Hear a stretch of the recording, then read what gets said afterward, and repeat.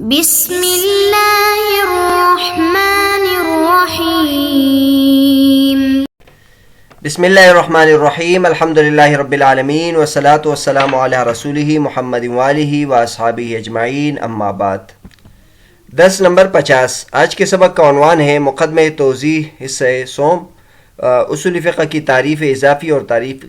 لقبی کا حصہ دوم۔ مقدمہ توضیح کا مقدمہ چل رہا تھا، اور اس میں اصول فقہ کی تعریف اضافی اور تعریف لقبی کے بارے میں علامہ صدر الشریعہ رحمۃ اللہ علیہ بیان فرما رہے تھے کہ اصول فقہ کی دو تعریفیں ہو سکتی ہیں۔ ایک اصول فقہ کے چونکہ مرکب اضافی ہے، اس کی اصول کے الگ اور تعریف کے الگ، اس اعتبار سے بھی تعریف ہو سکتی ہے اور تعریف لقبی بھی ہو سکتی ہے۔ اور یہ ہم نے ذکر بھی کی تھی، اصل کی تعریف الاصل ما یبتنی علیہ غیرہ، اور فقہ کی تعریف معرفت النفس ما لہا و ما لہا یا العلم بالاحکام الشرعیۃ العملیہ من ادلتها التفصیلیہ۔ اور اصول فقہ کی اگر تعریف لقبی بیان کرے تو العلم بالقواعد التي يتوصل بها الیہ علی وجہ التحقیق۔ اس کے بارے میں کچھ بحث تو پچھلے سبق میں ہو چکی ہے، اس سبق میں بھی اس سے متعلق کچھ باتیں ذکر کریں گے۔ مصنف نے فرمایا تھا صدر الشریعہ رحمۃ اللہ علیہ نے اصول الفقہ ای اصول هذا اصول الفقہ او اصول الفقہ ما هي فنعرفها اولا باعتبار الاضافة وثانيا باعتبار انه لقب لعلم مخصوص، اما تعریفها باعتبار الاضافة فيحتاج الى تعریف المضاف والمضاف الیہ، فقال الاصل ما يبتني عليه غیره، فالابتناء شامل للابتناء الحسی وهو ظاہر والابتناء العقلی وهو ترتب الحکم على دلیلہ۔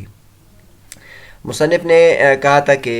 اصول فقہ اس کی ہم تعریف پہلے باعتبار اضافت کے کریں گے، اور دوسرا باعتبار اس کے کہ یہ مخصوص علم کا لقب ہے۔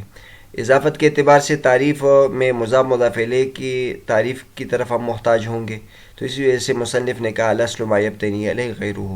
پھر ابتناء شامل ہے ابتناء حسی کو، اور وہ واضح ہے، اور ابتناء عقلی کو بھی، اور ابتناء عقلی کہتے ہیں حکم کو دلیل پر مرتب کرنا۔ تفتازانی رحمۃ اللہ علیہ اس کے بارے میں فرماتے ہیں وَأُصُولُ الْفِقْهِ لَقَبٌ لِهَذَا الْفَنِّ مَنْقُولٌ عَنْ مُرَكَّبٍ إِضَافِيٍّ فَلَهُ بِكُلِّ اعتبار تعریف۔ اصول فقہ اس فن کا لقب ہے، اور یہ مرکب اضافی سے منقول ہے، اسی وجہ سے ہر اعتبار کے ساتھ اس کی الگ تعریف ہے۔ یعنی چونکہ یہ مرکب اضافی سے منقول ہے، مضاف مضاف الیہ سے اس کو بنایا گیا ہے، تو اس اعتبار سے بھی اس کو کی تعریف ہو سکتی ہے، اور یہ چونکہ لقب ہے اس علم کا، تو اس کی بھی تعریف ہو سکتی ہے۔ قدم بعضهم التعریف اللقبی نظرا الى ان المعنى العالمی هو المقصود في العالم، وانه من الاضافی بمنزلة البسيط من المركب، والمصنف قدم الاضافی نظرا الى ان المنقول عنه مقدم والى ان الفقه ماخوذ في التعريف اللقبي، فإن قدم تفسيره أمكن ذكره في اللقبي كما قال المصنف هو العلم بالقواعد التي يتوصل بها إلى الفقه،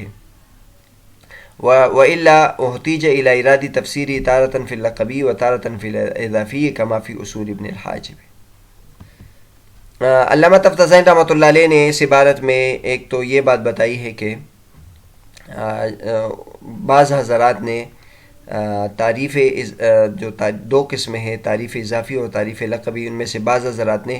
تعریف اضافی کو مقدم کیا ہے اور بعض نے تعریف لقبی کو مقدم کیا ہے، اور جنہوں نے تعریف اضافی کو مقدم کیا اس کی وجہ کیا ہے، اور جنہوں نے تعریف لقبی کو مقدم کیا اس کی کیا وجہ ہے، یہ بتائیں گے۔ فرماتے ہیں قدم بعضهم التعریف اللقبی، بعض حضرات نے تعریف لقبی کو مقدم کیا ہے، اور انہوں نے دیکھا ہے اس بات کی طرف کہ معنی عالمی اعلام میں مقصود ہوتا ہے، اور دوسری وجہ یہ ہے کہ تعریف لقبی تعریف اضافی کے بنسبت یہ ایسا ہے جیسے بسیط بمنزل مرکب ہے۔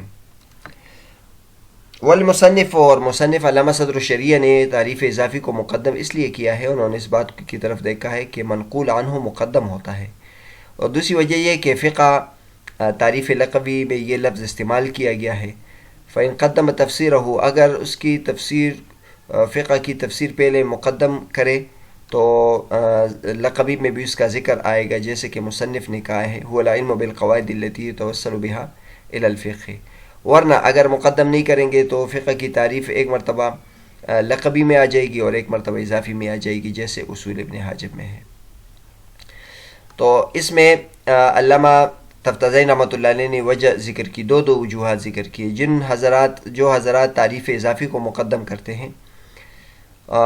جو تعریف لقبی کو مقدم کرتے ہیں، اس کی دو وجہ بیان کی ہے۔ ایک یہ ہے کہ یہ چونکہ عالم بن گیا ہے اور معنی عالمی مقصود ہوتا ہے، اس کے جو مفردات کے معنی ہیں وہ مقصود نہیں ہوتے ہیں۔ اعلام میں ہم دیکھتے ہیں کہ جو اعلام کا دوسرا والا معنی ہوتا ہے وہ مقصود ہوتا ہے، اور بعض مرتبہ معنی اصلی پیش نظر ہوتا ہے اور بعض مرتبہ نہیں ہوتا تو وہ مقصود نہیں ہوتا۔ جیسے بہت سارے لوگوں کا نام جواد رکھا جاتا ہے، اب وہ جواد تو سخی کو کہتے ہیں، وہ سخاوت اس میں ہوتی نہیں ہے، یا مثلا کسی شخص کا نام بہادر رکھ دیا جاتا ہے اور وہ بہادر ہوتا نہیں ہے۔ تو معنی عالمی پیش نظر ہوتا ہے، اس کا لغوی معنی پیش نظر نہیں ہوتا، اور کبھی کبھی ایسا ہوتا ہے کہ جو معنی لغوی ہے وہ بھی پیش نظر ہوتا ہے۔ تو تفتازانی رحمۃ اللہ فرماتے ہیں کہ چونکہ القاب والے اور اعلام والی چیزوں میں معنی عالمی مقصود ہوتا ہے، اس لیے اس کو ہی بیان کرنا چاہیے، تو ان حضرات نے یہ تعریف لقبی مقدم کیا ہے۔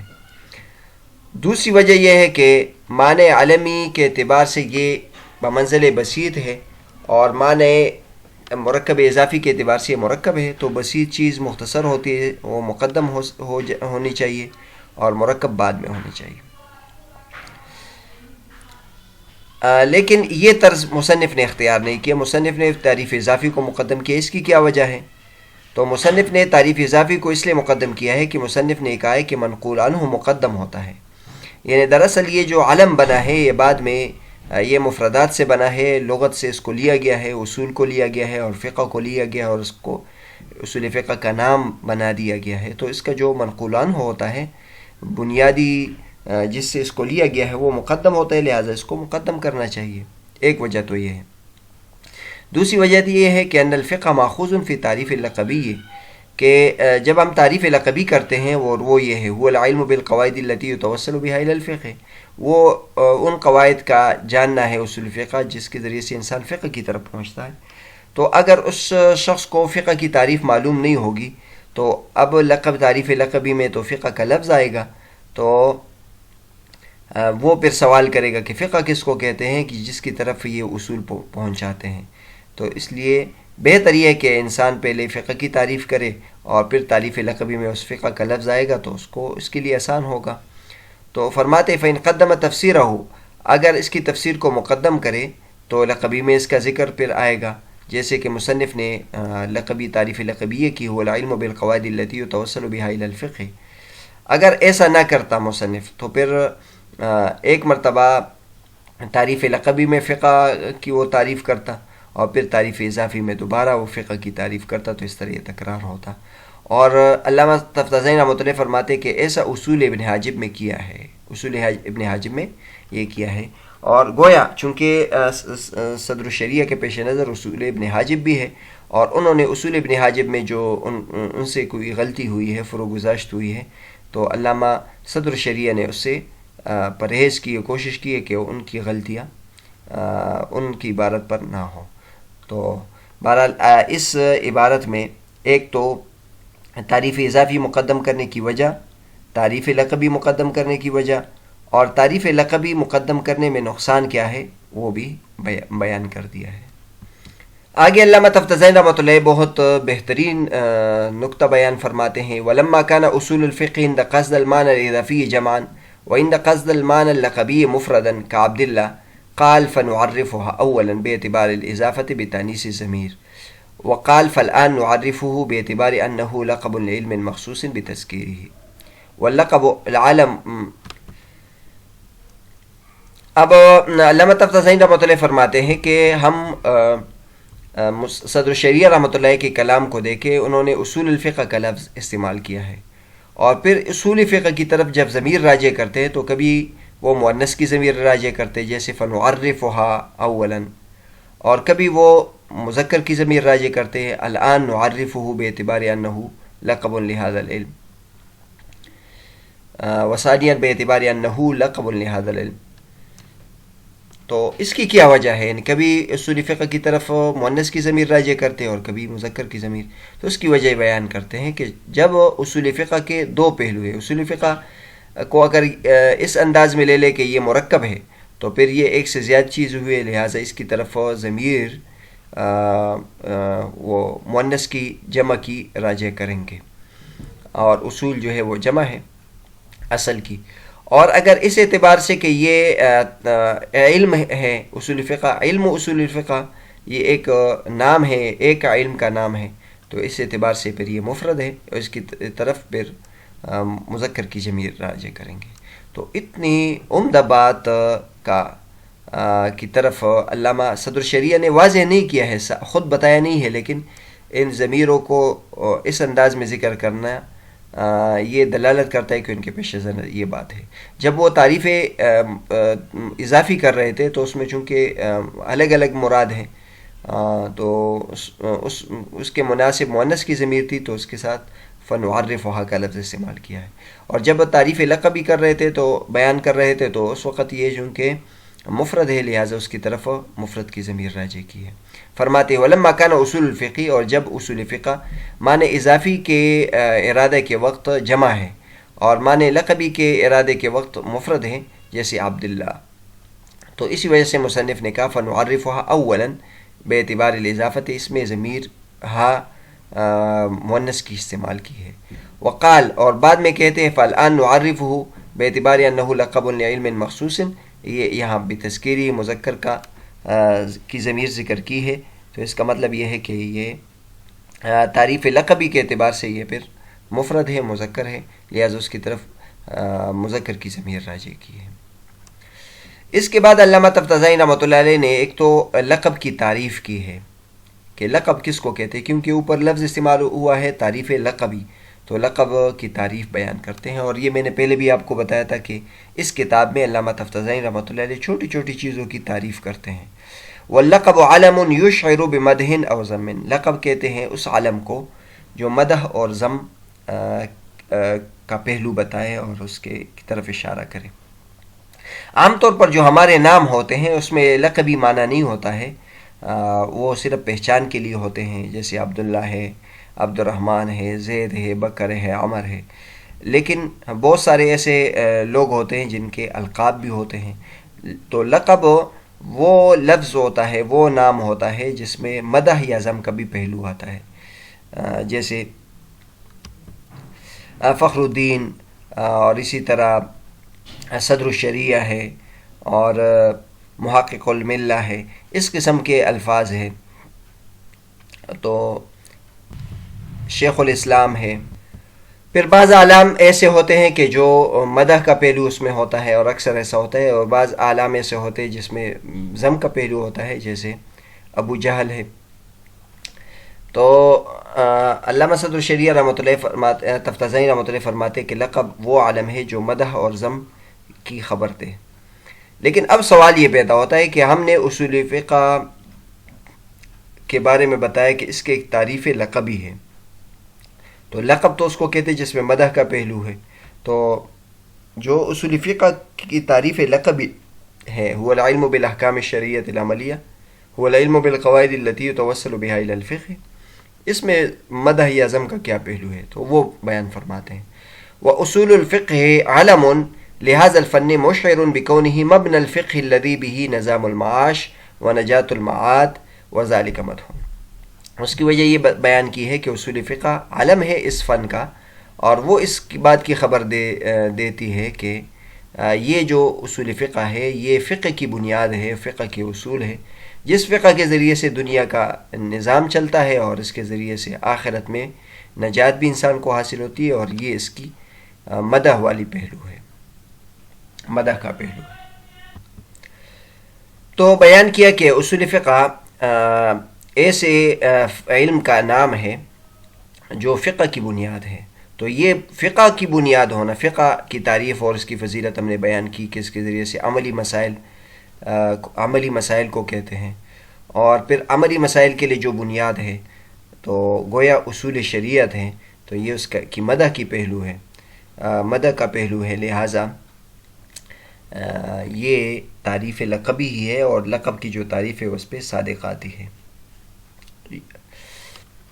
پھر یہاں فقہ کی خصوصیت یہ ذکر کی کہ اس کے ذات دنیا کا نظام چلتا ہے، اور واقعی آپ دیکھیں فقہ کی خصوصیت ہے کہ دنیا کا نظام فقہ کے ذریعے سے چلتا ہے، کیونکہ فقہ میں انسان کو طریقہ بتاتا ہے کہ آپ نے کون سے اعمال کس طرح کرنے ہیں، وضو کس طرح کرنا، نماز کس طرح پڑھنی ہے، زکوٰۃ کس طرح ادا کرنی ہے، اور حج کس طریقے سے کرنا ہے، اور اس کے علاوہ قصاص کے مسائل ہیں، میراث کے مسائل ہیں، اور آپس میں جو کاروبار کے مسائل ہیں، شرکت مضاربت ہیں، اس کے مسائل ہیں، اور پھر ان میں جو دقیق مسائل ہے کہ انسان نئی صورت اس کے سامنے پیش آ جائے تو اس کا جو حل ہوتا ہے وہ فقہ میں سامنے آتا ہے کہ کون سی صورت میں سجدہ سہو آتا ہے، کون سی صورت میں سجدہ سہو نہیں آتا، کون سی صورت میں انسان کا کاروبار سود میں داخل ہو جاتا ہے، کون سی صورت میں داخل نہیں ہوتا۔ اس طرح پھر قصاص کے جو مسائل ہیں، کس طریقے سے ہم سزا دیں گے، کتنی سزا دیں گے، تو اس کو ہم دیکھیں تو فقہ میں یہ بیان کیا جاتا ہے۔ تو دنیا کا جو نظام ہے وہ فقہ کے ذریعے سے چلتا ہے۔ اب مثلا ہمارے پاس ایک بندہ آتا ہے اور وہ کہتا ہے کہ میری اپنے بھائی کے ساتھ لڑائی ہے زمین پر،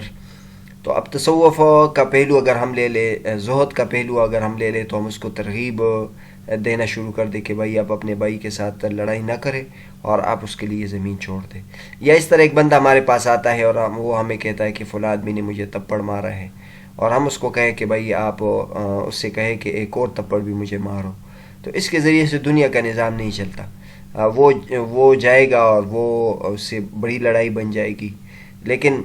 فقہ میں وہ اس کے طریقے بتائے جاتے ہیں کہ مثلا اس بھائی نے اس کی زمین پر قبضہ کیا ہے، تو ہم اب اصول کے اعتبار سے دیکھیں گے کہ اس کا دعوت درست ہے کہ نہیں ہے،